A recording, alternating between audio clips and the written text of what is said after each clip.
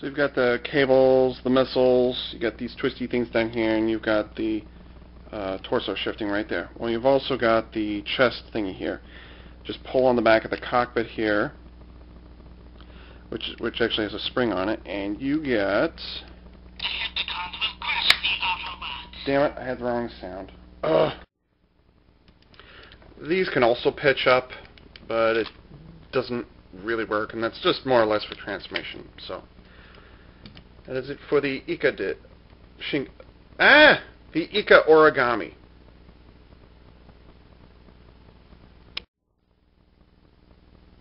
Jedi Master Shakti, who makes her debut as a minifig, even though she was supposed to appear in Episode 3, and I think she's been in a number of the comic books. I don't know which ones, so don't ask me. Did it over, obviously. Jedi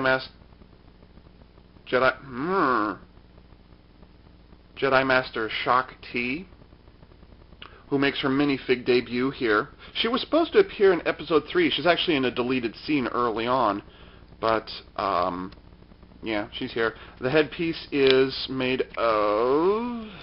Oh, wow, her head's coming off. That's unfortunate. Wow, do that whole damn thing over again. One of the things that's always bothered me about the Mega Dragonzord is how loose his face is. If this is up even slightly, the face gets all loose and everything, which I've never liked. And because, you know, for his neck, he had a bunch of teeth sitting in there.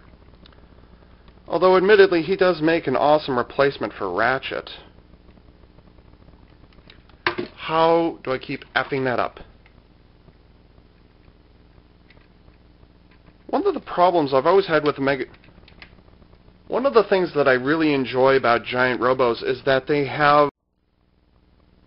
One thing they didn't specify in the instructions, but a lot of kids learned early on, is that you have to hang on to the sides of the Dragonzord before you pull the tail, because the whole body is designed to split apart, and if you didn't hold on to the sides, this is what would happen. Wow. Well, yeah, that's what would happen. So you learned very quickly to hang on to the sides. I'm going to do that over. It's a fail, but I'm going to do it over. And the other feature that a lot of people loved or hated, and the other important feature of the Dragonzord, but it's what, yeah. And the other more important feature of the Dragonzord was its light up. God damn it.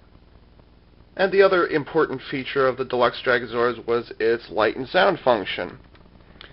2 AA batteries, on-off switch right here, rather obvious, and you got this.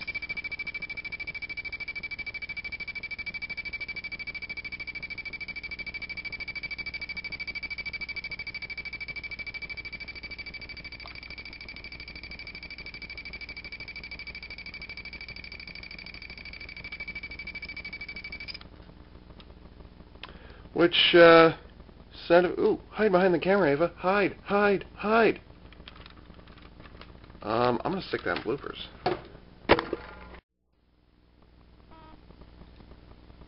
I was just about to close out this video when I realized that there was one other thing sitting in the box along with the Deluxe Dragonzord and its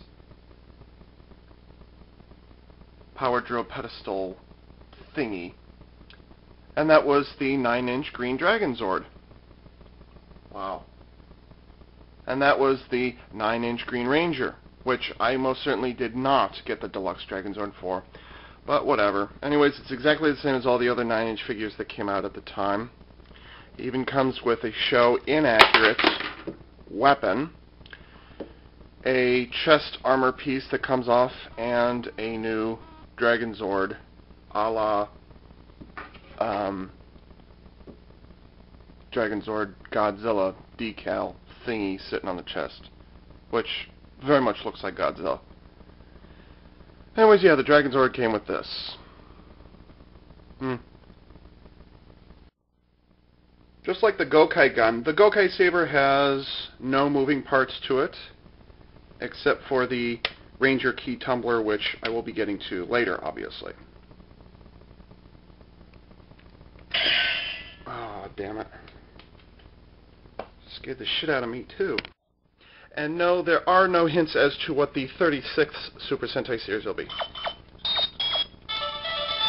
So, sorry, can't help you there. That's it for the codes segment of this video review, and now I will be getting on to the other, in my opinion, more important, why the hell did you have to do that?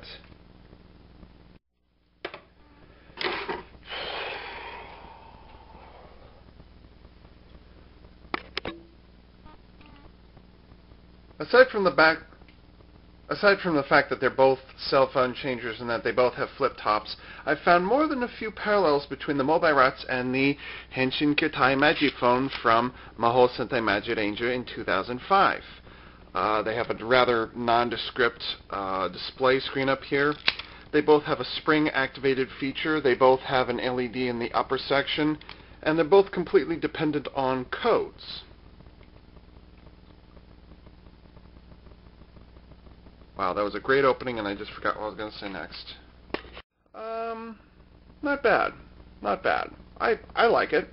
I can see, though, that these are going to be very addictive things to get your hands on because they,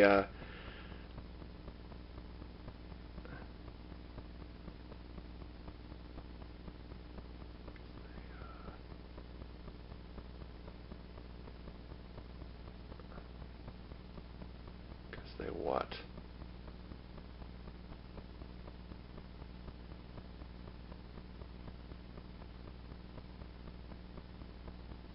They what, you bastard?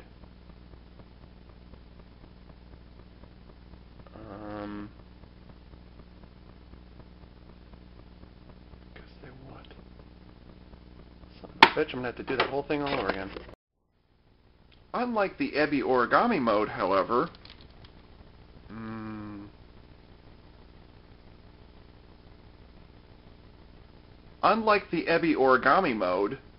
the Daikaio, despite having a, I'd say, relatively small footprint, doesn't have any problems being really wide when it's balancing, and yet it's not too bad as far as back heaviness is concerned.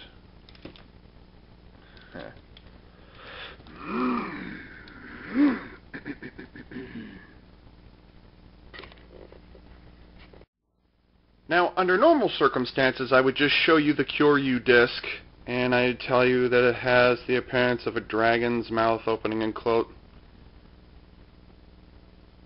Now, under normal circumstances, I would show you the Cureu disc and tell you that it shows the Cureu origami with its mouth opening and closing, and I'd say there's nothing in the back. And then, just to demonstrate what the animation is, I would put it onto the Shinken Maru. However, even though they do that in the show, you do not have to. You do not have to. Because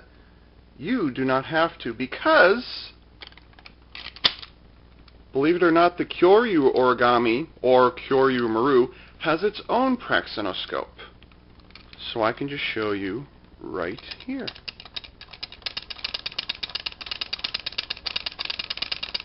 That was a terrible intro. Now, under normal circumstances, I would just show you the Cureu disc.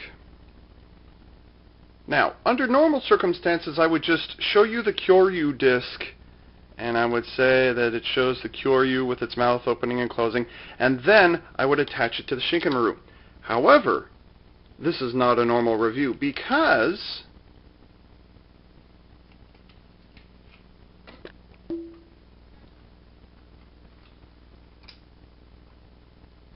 the Cureu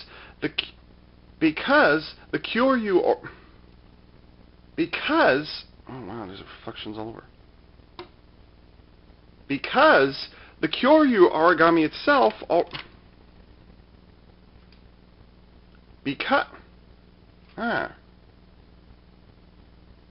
because the Cureu origami itself already has its own praxinoscope built in.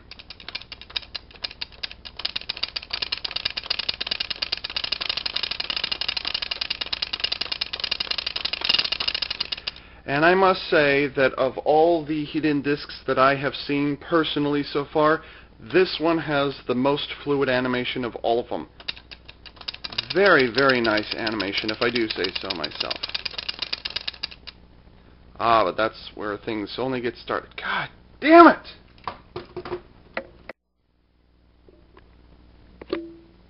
Might help if you turned on the camera.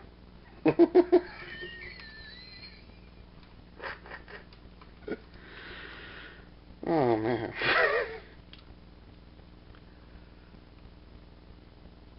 However, because conveniently the Cureu origami already has the Cureu origami already has a, and that's about it. So, unfortunately, the best you're going to get out of Cureu Shinkano is this, and maybe this. Because this is just so easy to fall over.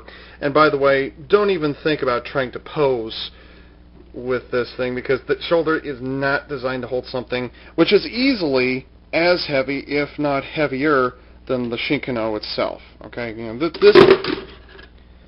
this thing here is pretty heavy, pretty big. You can't really. How do I do this? Maybe I should just do it over. Yeah, that was a really good take.